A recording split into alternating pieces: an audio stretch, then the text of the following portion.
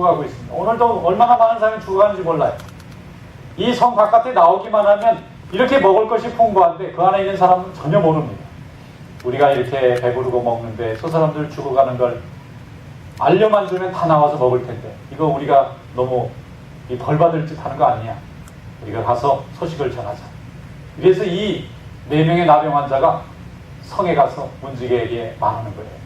지금 아람 나라 지내와 보니까 아무도 없고 먹을 것은 산더미같이 쌓여있으니 나와서 먹어야 된다.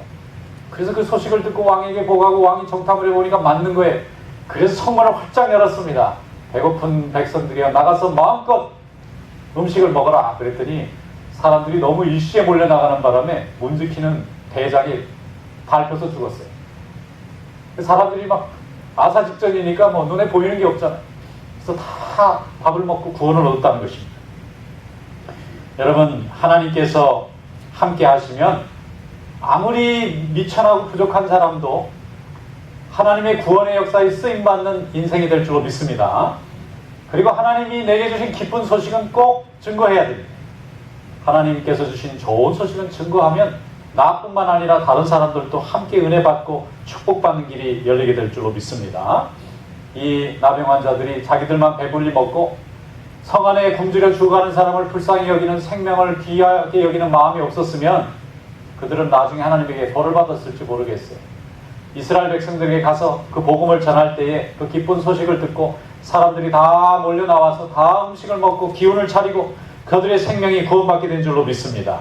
여러분, 하나님의 기쁜 소식, 이 복음을 증거하는 그런 성도들이 다 될 수 있기를 주님의 이름으로 축원합니다. 이사야 52장 7절에 말씀하기를 좋은 소식을 전하며 평화를 공포하며 복된 좋은 소식을 가져오며 구원을 공포하며 시온을 향하여 이르기를 내 하나님이 통치하신다 하는 자의 산을 넘는 발이 어찌 그리 아름다운가 그랬습니다. 죽음과 절망 속에 있는 자에게 살아날 길을 알려주는 것은 좋은 소식입니다. 또 심판과 죽음의 현실 속에서 구원의 소식을 전해주는 사람이 좋은 소식을 전하는 사람입니다. 이런 소식을 전하는 사람의 발이 세상에서 가장 아름답다고 성경이 말씀하고 있는 거예요. 여러분, 예수 그리스도의 이 복음, 믿지 않는 사람, 또 외면하는 사람, 아직 깨닫지 못하는 사람에게 기쁨으로 증거하는 성도 되시기를 축원합니다. 그런 예수 믿었고 하나님께서 주시는 축복이 뭔지를 잘 알고 기쁨의 삶을 삽니다. 그러나 아직도 이것을 모르는 사람들에게는 증거해야 될 줄로 믿습니다.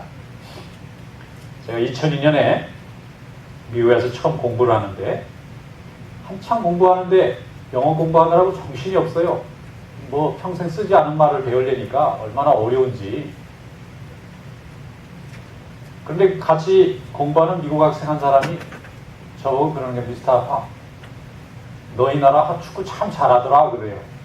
그래서 우리나라가 축구 잘하는 거를 남의 나라 사람이 칭찬해 주니까 기분이 좋더라고요. 아우, 뭐 잘하지. 그랬더니 그게 아니고 너희네 그 서울에서 지금 월드컵 벌어지는 게 TV에 나오고 있는데 스페인도 이기고 이태리도 이기고 그랬다는 거예요. 깜짝 놀랐어요. 우리나라가 월드컵 가서 그런 나라 못 이기는데 어떻게 이겼지? 그리고 나서 텔레비를 보려니까 텔레비가 어디 있는지 없어요. 뭐 인터넷도 뭐 너무 느리고. 그래서 보니까 학생회관에 이렇게 사람들이 모여서 TV를 보는데 미국 TV에 한국 팀이 경기하는 장면이 나오는데 가서 열심히 봤는데 그게 딱 지는 게임이더라고요. 여태 이겼다고 신나서 갔더니 독일하고 싸우는데 깨지는 거예요. 근데도 기분이 너무 좋은 거예요. 야, 너희 나라 야 4강까지 올라갔다고. 너무 기분이 좋아서 이긴 경기를 거꾸로 이제 찾아가지고 보니까 내가 모르는 사이에 서울에서 난리가 난 거예요. 그걸 열심히들 보고 뭐 빨간 티셔츠를 입고 시청 앞에 와글와글 모여가지고 그 경기할 때는 도둑놈도 없었다고 그러더라고요. 도둑놈도 회개했나 봐 그때. 쓰레기도 하나도 없고. 이야, 대단한 단결심이에요. 막 너무 자랑스러운 거예요, 우리 민족이. 그래서 그 다음 월드컵 때는 이제 어스틴에 와서 제가 월드컵을 봤는데 그때는 전부 여기 있는 우리 동포들이 그냥 빨간 티셔츠를 다 맞춰 입고 열심히 봤더니 별로 성적은 시원치 않더라고요. 그래도 그때 다 모여가지고 야, 이렇게 축구가 하나가 됐구나 그러면서 너무 기분 좋고 좋은 거예요. 그러니까 그때는 이 좋은 소식을 남에게 알려줘야 되겠더라고요. 모르고 있으면 같이 내 기쁨에 동참하기를 바란다. 같이 기뻐하니까 얼마나 보람되고 또 기쁜지 모르겠어요. 여러분, 좋은 소식은 이렇게 남에게 전하고 싶은 이 충동이 막 생깁니다. 내가 너무 기쁘니까 남도 나와 같이 좀 기뻐해야 될 것 같은 거예요. 이게 하나님을 믿는 복음의 기쁨이 되기를 축원합니다. 제가 버주에서 공부하는데 그때 우리 아이들이 좀 어렸어요. 근데 허리케인이 한번 확 지나가더라고요. 저는 한국에 이렇게 태풍은 많이 경험해봤는데 허리케인은 미국에서 처음 봤어요. 그런데 큰 바람이 온다고 뉴스에서 난리예요.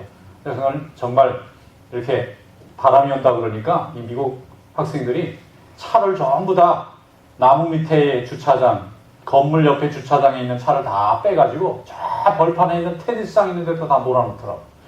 그래서 왜 바람이 부는데 차를 이렇게 더 벌판에다 갖다 놓나 그랬더니 나중에 이해가 되는 거예요. 나무가 막 넘어지지 막 날아다니지 그러니까 가까이 있으면 차가 다 망가지겠더라고요. 넓은 데 있으면 차는 안 날아갈 테니까 거기가 안전한 거예요. 그리고 조금 있다 보니까 쓰레기통, 쇠로 된 쓰레기통이 옆으로 휙 지나가더라고요. 이야, 이 바람이 정말 세구나. 그리고 나서 이제 주일날 교회를 갔다가 오는데 경찰들이 고속도로를 막고 못 지나가게 하는 거예요. 그래서 왜 그러냐 그랬더니 앞에 보니까 바로 앞까지 물이 바다가 돼 있는 거예요. 도시가가 거의 절반이 잠겨버렸어요. 야, 이거 큰일 났네. 집을 가야 되는데 옆길로 돌아가래요. 차들이 옆으로 막 줄줄이 가는데 30분이면 갈 수 있는 거리를 뱅뱅뱅 돌아가지고 한 3시간을 돌아서 물이 없는 데만 골라가다 보니까 곳곳마다 나무가 막 떨어지면 전쟁터에 완전히 거기 또 나무들이 다 이렇게 큽니다.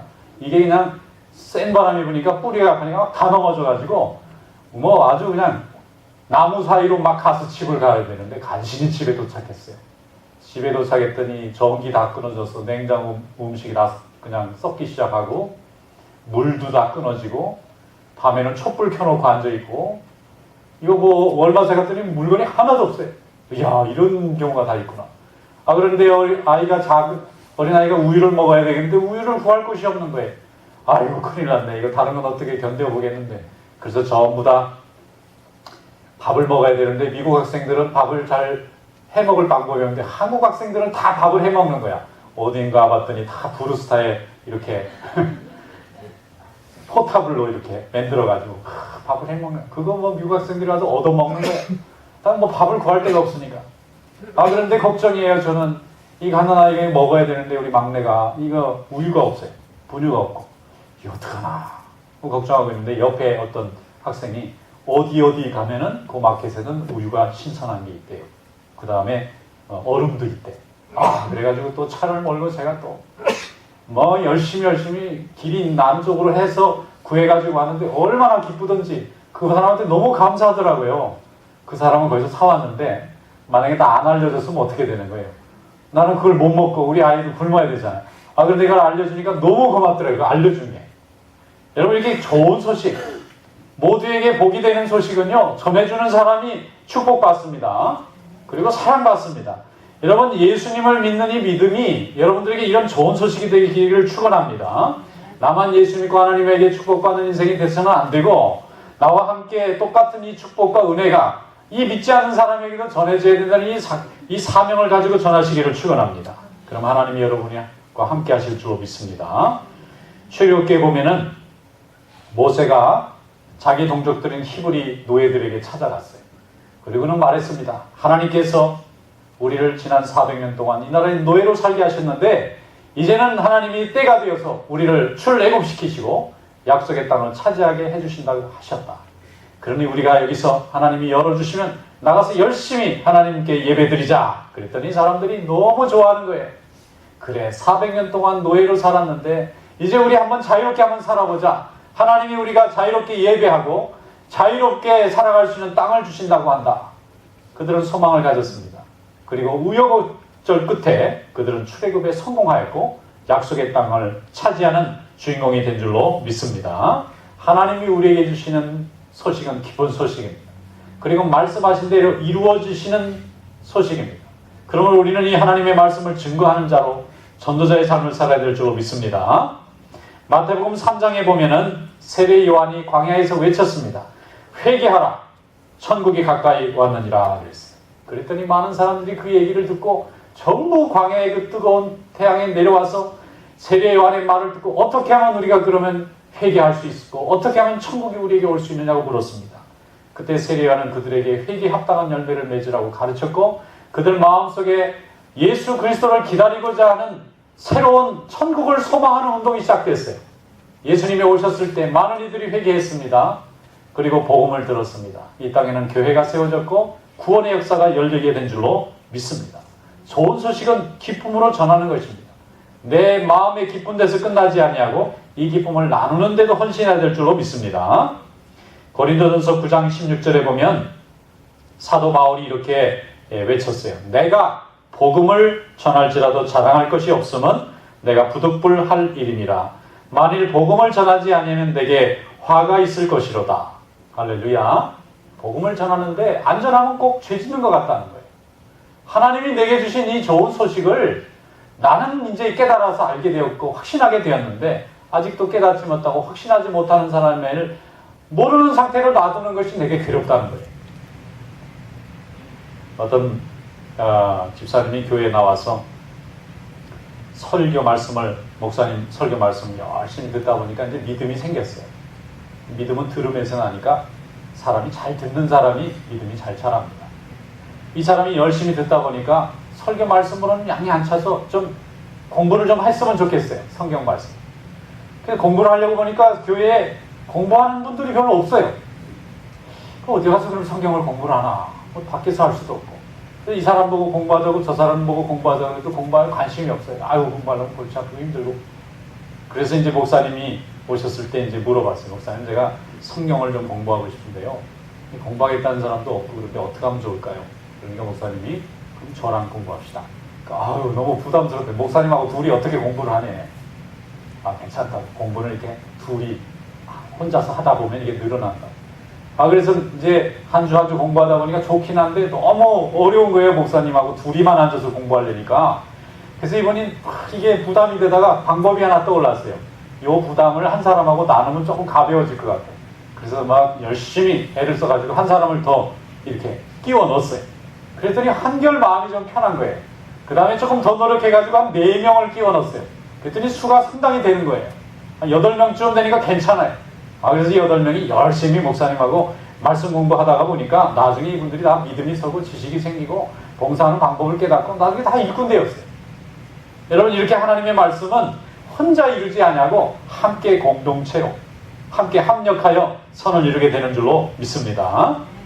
수가성에 예수님이 사마리아를 지나갈 때에 수가성에 이 물을 길르러 온 여인과 만나지 않습니까? 한참 얘기를 한 뒤에 이 여인이 보니까 이 예수님이 정말 그리스도세요.